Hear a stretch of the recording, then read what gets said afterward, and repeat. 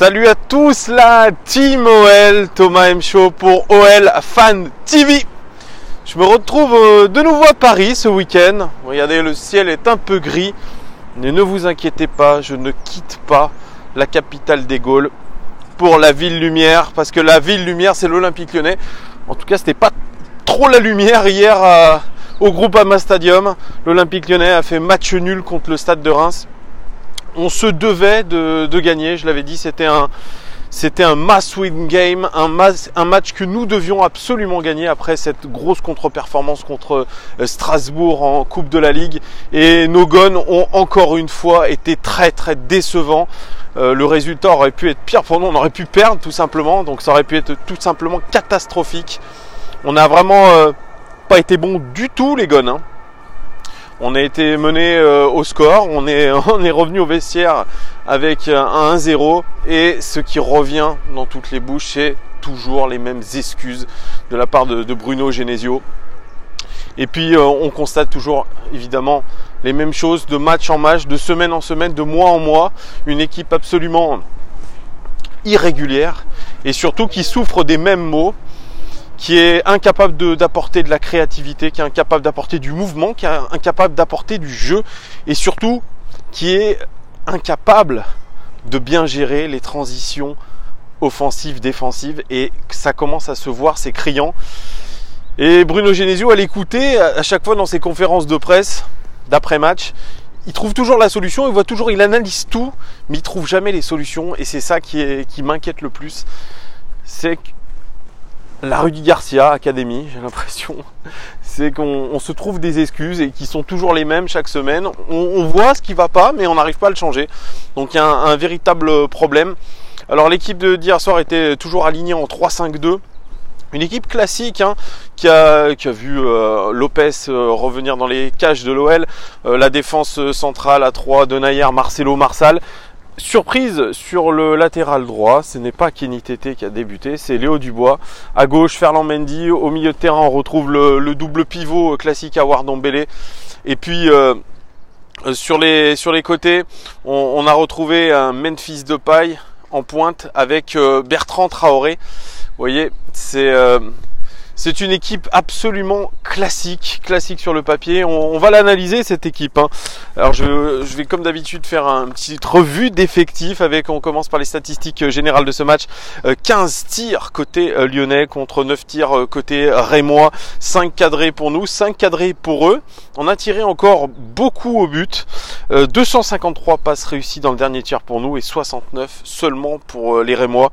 24 centres pour nous, 8 côté rémois. Cette fois-ci, on a essayé de centrer, surtout en seconde mi-temps, parce qu'on a vu clairement que les latéraux n'étaient pas assez bien utilisés.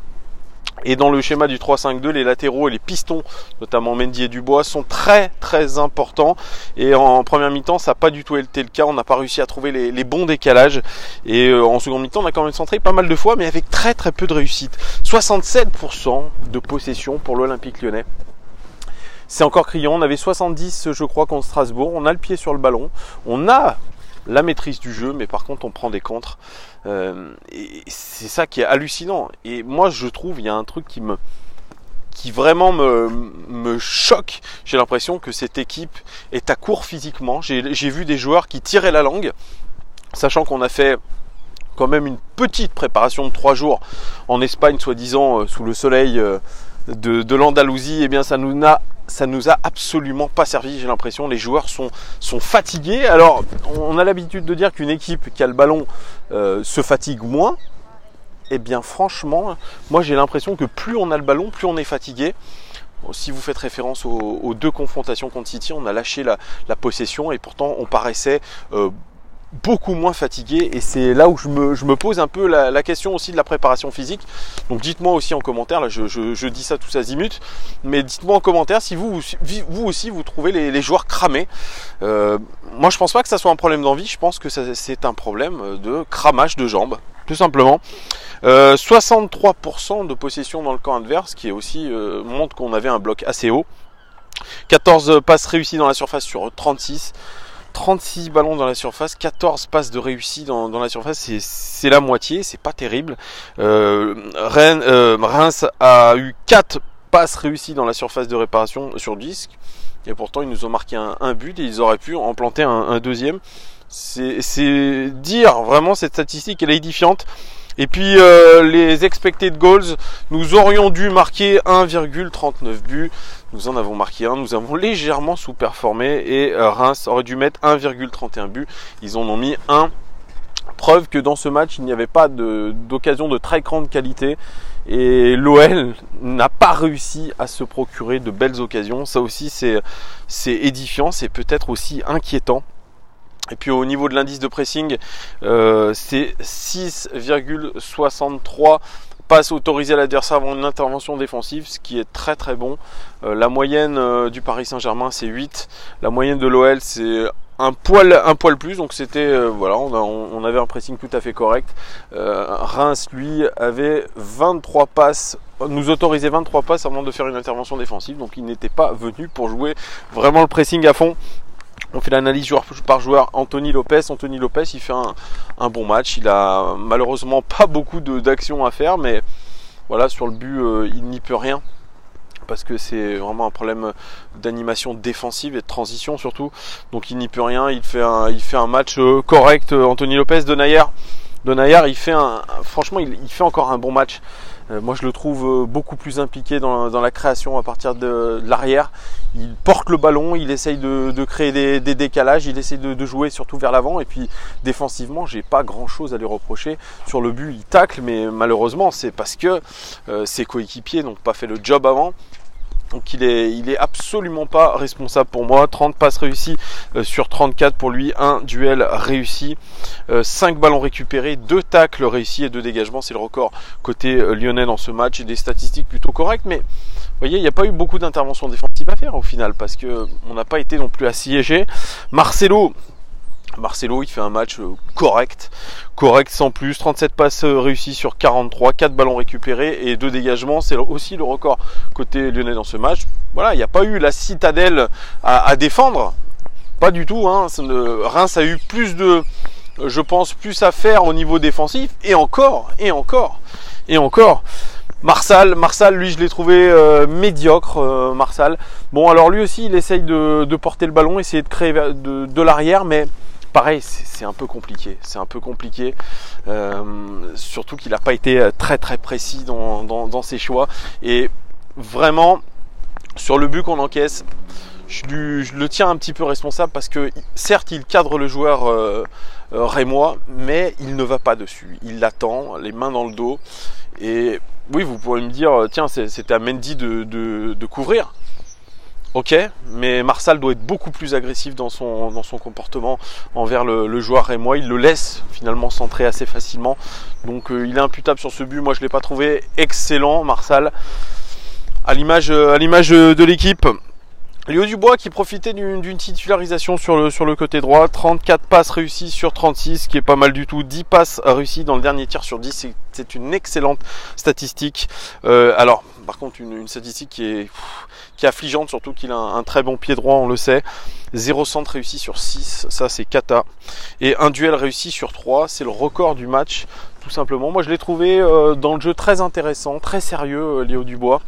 C'est un joueur vraiment qui peut amener son quelque chose quand il sera au top physiquement et surtout qu'il aura retrouvé de la confiance.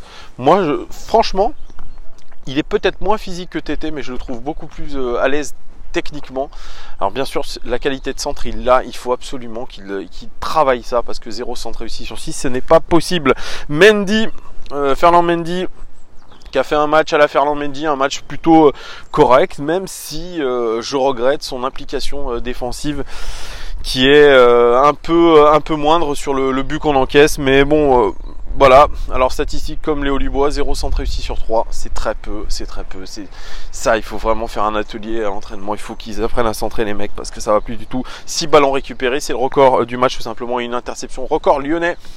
Dans ce match, il a fait le job, Ferland Mendy, mais malheureusement, il peut pas être le meilleur à chaque fois et faire des différences qu'à lui tout seul. Au milieu de terrain, Oussem Aouar, match en demi-teinte, lui aussi, je crois qu'il est en train de pêcher physiquement. Je le dis depuis le début de la saison, c'est un super joueur, c'est un joueur qui a été décisif. Par contre, c'est un joueur qui doit gagner en régularité, c'est toujours la même chose. 11 passes réussies dans le dernier tir sur 14, c'est une très belle stat. Et puis 3 fautes commises, c'est le record du match tout simplement. Nerveux, Houssem Aouar, pas assez décisif dans ce match. Moi je l'ai trouvé vraiment nonchalant. Tanguy Ndombele, il a fait une belle prestation, encore du jeu vers l'avant. Quand il est un peu mieux physiquement, ça se voit. Il a surnagé au milieu de terrain. 46 passes réussies sur 49. C'est le record côté lyonnais dans ce match. Il a touché, je crois, 117 ballons. C'est le record depuis le début de la saison pour lui. Donc c'est top. C'est la plaque tournante de cette équipe au milieu. Il n'y a pas de souci là-dessus. 22 passes réussies dans le dernier tir sur 25. C'est le record du match tout simplement. Et puis le tacle réussi, c'est le record du match aussi. Il a fait une très très belle prestation, Tanguy Ndombele. Vraiment, on peut compter sur lui. Il n'y a que lui qui vraiment surnage au milieu de terrain. Nabil Fekir, je ne l'ai pas mentionné dans l'équipe de départ, désolé, mais c'est parce que franchement, notre capitaine, il a été transparent. Franchement, ça devient lui aussi inquiétant au niveau de sa régularité. Depuis le retour de la trêve, c'est zéro, c'est minable. Donc il a été sorti logiquement par Bruno Genesio, qui n'a pas assumé en disant qu'il avait pris un coup sur la cheville. Je suis désolé, c'est pas parce qu'on prend un coup sur la cheville qu'on sort à la mi-temps. Ça aurait été un très grand match. Il aurait été dans une condition optimale. Il le laissait sur la pelouse. Donc c'est une fausse excuse. Nabil Fekir n'est plus dans le coup. Et là, il va falloir commencer à ouvrir les yeux. Memphis Depay, lui qui jouit d'une place de titulaire tout le temps, même quand il est moyen maintenant, ça y est, donc il a assuré sa place de titulaire. 30 passes réussies sur 34, c'est plutôt pas mal. 4 passes clés, c'est le record tout simplement du match. On sait qu'il est capable de bien distribuer le jeu, ça a été le cas. 19 passes réussies dans le dernier tir sur 23, c'est très bon. 5 centres réussis sur 8, c'est le record du match tout simplement. Un duel réussi sur 2, 4 ballons récupérés, une interception. Ce sont des belles statistiques pour Memphis Depay qui a fait vraiment évoluer son jeu. Je trouve, il est plus dans le gris-gris du tout. Alors, de temps en temps, ça manque parce qu'on a besoin de percussion, mais il a vraiment fait évoluer son match de la meilleure des manières. Il est vraiment un distributeur. Il revient chercher des ballons au cœur du jeu. Je le trouve plutôt très intéressant dans ce rôle-là. Alors, bien sûr, visuellement, on voit un Memphis Depay qui ne court pas assez, qui ne fait pas les efforts, qui ne fait pas beaucoup de courses. Mais je crois qu'il est très intelligent, il économise ses courses, il se place très très bien. Vraiment, je l'ai trouvé intéressant, Memphis Depay. Intéressant dans un autre registre. Alors lui aussi, il a besoin d'un but pour essayer de se remettre en confiance, mais intéressant dans son registre. Et les statistiques le prouvent. Bertrand Traoré, ça a été l'attaquant qui était le plus virevoltant sur la pelouse. Une fois n'est pas coutume, on sait qu'il a du talent, on sait qu'il en a dans les chaussettes, mais il fait pas toujours les bons choix. Voilà, c'est impossible lui à prévoir. Il a marqué un très joli but parce qu'il faut le dire, je l'ai pas dit. Il y a eu une très belle action sur le but lyonnais. Vraiment, on est capable de créer du jeu et de faire du jeu. Il a marqué du pied droit. Bertrand Traoré, c'est son deuxième but en 2 matchs après le but contre Strasbourg. Ça vient récompenser une belle rencontre de sa part, je trouve. Un duel réussi sur 3, c'est le record côté lyonnais dans ce match. Et puis un but, ouais, franchement, Bertrand Traoré, c'était pas si mal que ça au final. Et Maxwell Cornet, lui, il est rentré à la place de Nabil Fekir à la mi-temps. Je ne l'ai pas trouvé incroyablement bon, Maxwell Cornet. Il n'a pas apporté la profondeur qui était nécessaire face à un bloc bas. On aurait aimé qu'il joue un peu plus de haut but, qu'il fasse des appels dans le dos de la défense. Il ne l'a pas trop fait. Une passe clé quand même à son actif. Puis 8 passes réussies dans le dernier tir sur 13, qui est plutôt intéressant. Et puis Martin Terrier, bon, j'en parlerai pas parce que ça a été pas terrible du tout sa rentrée. Et Moussa Dembélé, dont on attendait beaucoup. Moussa Dembélé, il a quand même à son actif la passe décisive pour Bertrand Traoré, ce qui n'est pas rien. Ça veut dire que voilà, il a eu sa petite stat, mais sinon dans le jeu c'est encore une fois trop statique. Alors Bruno Genesio lui parle du fait que face à des défenses regroupées et surtout dans l'axe, les marges de manœuvre sont compliquées. Moi j'y crois pas à ça, hein. Franchement, c'est aussi à lui de créer les appels, mais c'est aussi à ses coéquipiers quand il fait un appel, essayer de lui mettre le ballon dans de bonnes conditions. Ça, c'est pas toujours le cas, je l'ai bien remarqué. C'est-à-dire quand il fait un appel, il se démarque, ce qui est assez rare, hein. Ses coéquipiers ne lui donnent pas le ballon. Je pense que c'est un problème relationnel sur le terrain avec ses coéquipiers. Ça manque d'automatisme. Voilà, en espérant que ça s'arrange un peu plus. Mais voilà, le constat de l'OL est assez affligeant. Vraiment, je suis aussi en colère que vous parce que cette équipe-là, elle est trop irrégulière. Mais je l'ai déjà dit par le passé, je crois qu'il va falloir faire une croix sur le fait qu'elle nous procure des émotions tous les week-ends. Alors Bruno Genesio, je me réfère toujours à ce qu'il dit. Après le match contre City, il a dit il faudrait qu'on soit capable de réaliser 90% de nos matchs comme ça. On en est très loin, mais je crois vraiment qu'il y a un problème physique. Le physique est dans les chaussettes, parce que franchement j'ai vu sur des actions de Reims qui étaient très calmes à la ressortie de balle, impressionnant leur calme. On a vu une équipe coupée en deux avec des joueurs qui étaient vraiment à la traîne, ça se voit dans l'impact. Je pense que vraiment le jeu de possession qu'on a crève les joueurs plus qu'autre chose, et puis derrière l'équipe, il n'y a pas de bloc équipe et les joueurs sont trop éloignés les uns des autres. Ça aussi c'est ce que j'ai vu, ça c'est pas possible quand vous avez plus de 15 mètres entre les joueurs. Ça devient très compliqué pour créer du jeu, c'est aléatoire, vous avez le risque que votre passe soit interceptée par un adversaire. Non, c'est pas possible non plus. Donc voilà, il y a beaucoup de choses à corriger, mais c'est voilà. Alors peut-être c'est un problème tactique. Alors ce qu'on peut remarquer, c'est que ça fait 2 fois que Bruno Genesio change de système en cours de match, notamment très tôt dans le match, en seconde mi-temps, en passant en 4-3-3. Voilà. Alors c'est pareil, on veut imposer une tactique, mais est-ce qu'il faudrait pas aussi s'adapter à l'adversaire? Là, il n'y avait pas non plus foison d'attaquants à prendre. Alors une défense à 3, est-ce que c'était judicieux? Il y a beaucoup de flou, encore une nouvelle fois, on retombe dans nos travers, on retombe dans une sorte de crise de confiance. Et surtout, une statistique, c'est que je crois on a encaissé 37 buts.